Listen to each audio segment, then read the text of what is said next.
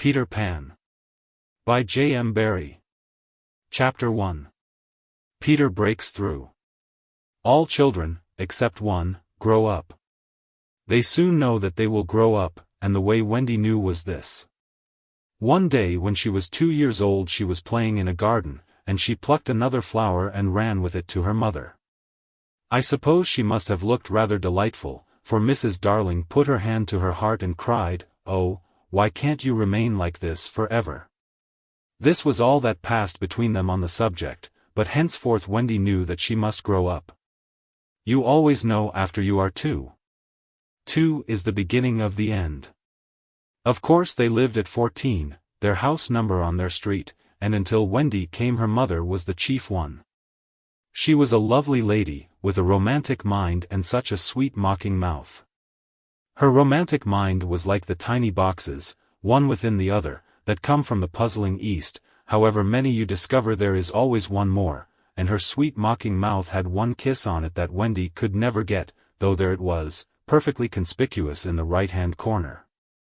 The way Mr. Darling won her was this: the many gentlemen who had been boys when she was a girl discovered simultaneously that they loved her, and they all ran to her house to propose to her except Mr. Darling, who took a cab and nipped in first, and so he got her. He got all of her, except the innermost box and the kiss.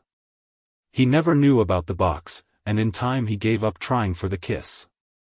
Wendy thought Napoleon could have got it, but I can picture him trying, and then going off in a passion, slamming the door.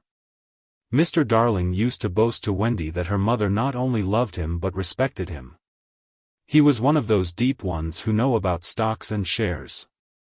Of course no one really knows, but he quite seemed to know, and he often said stocks were up and shares were down in a way that would have made any woman respect him. Mrs. Darling was married in white, and at first she kept the books perfectly, almost gleefully, as if it were a game. Not so much as a Brussels sprout was missing, but by and by whole cauliflowers dropped out, and instead of them there were pictures of babies without faces. She drew them when she should have been totting up. They were Mrs. Darling's guesses. Wendy came first, then John, then Michael. For a week or two after Wendy came it was doubtful whether they would be able to keep her, as she was another mouth to feed. Mr. Darling was frightfully proud of her, but he was very honorable, and he sat on the edge of Mrs. Darling's bed, holding her hand and calculating expenses, while she looked at him imploringly. She wanted to risk it, come what might, but that was not his way. His way was with a pencil and a piece of paper, and if she confused him with suggestions he had to be. Sample complete. Ready to continue?